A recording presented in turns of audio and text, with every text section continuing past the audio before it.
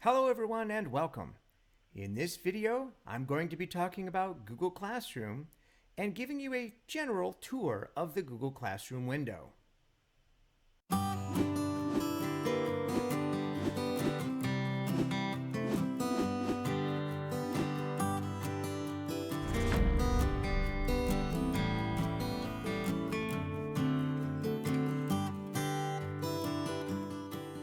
Well, let's go ahead and get started. First of all, you'll log into your Google Classroom, and the very first thing you'll notice is at the top there are 4 tabs: the Stream, Classwork, People, and Grades.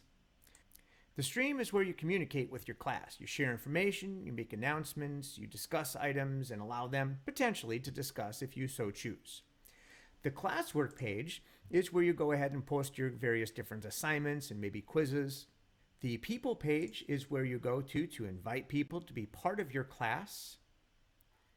The grades page is where you would go you would use this page as sort of a rudimentary grade book. Back on the stream page, you'll notice that in the upper left hand corner there's an option. There's a hamburger up there, which was what this is typically called here.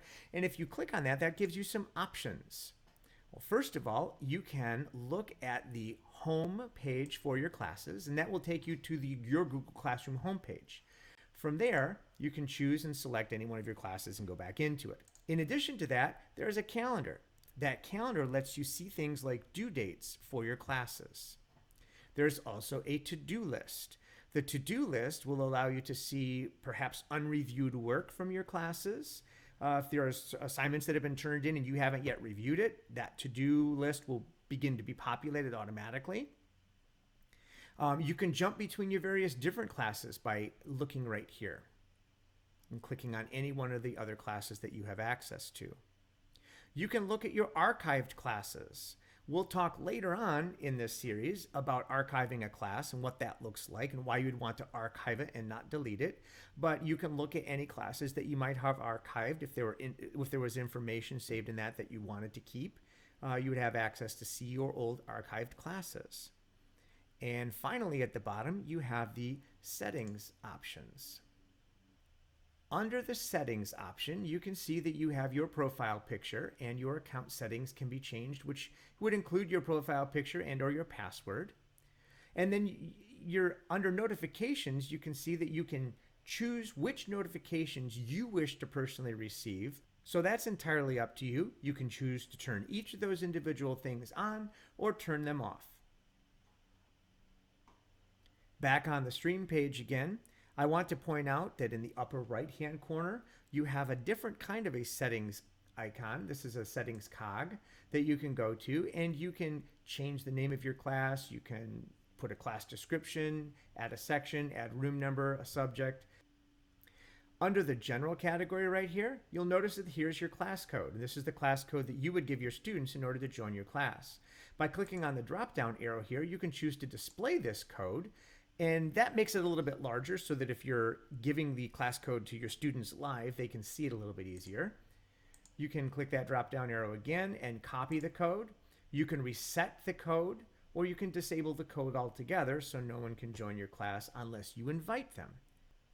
Resetting the code would create an entirely new code for you. If you noticed that there were people getting into your Google Classroom that you didn't want, then you could reset your code. And it doesn't kick anybody out that already is in your class. You can do that manually, but it would give you the opportunity to reset your code if you don't like the one that you currently have. Under the general category is also where you can change what happens on your stream, whether students can just post or if they can post and comment or not post at all and just teachers are allowed to post.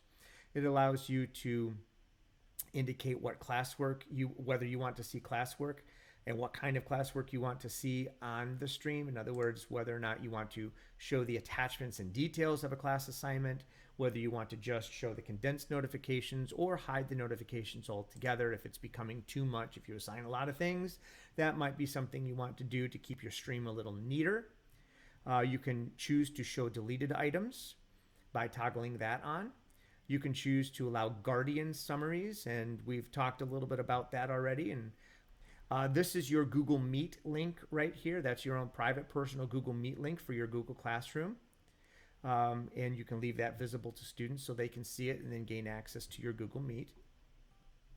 And then this talks about grading and your grade calculations and how you would go about setting all of that up here. If you have made any changes at all in this entire section, please make sure that you click this, what would be a blue save button up in the upper right hand corner, to make sure that you save all of those changes. Okay, I think that's about it for the overview of the Google Classroom window. I hope that's helpful, and I hope you have a great day.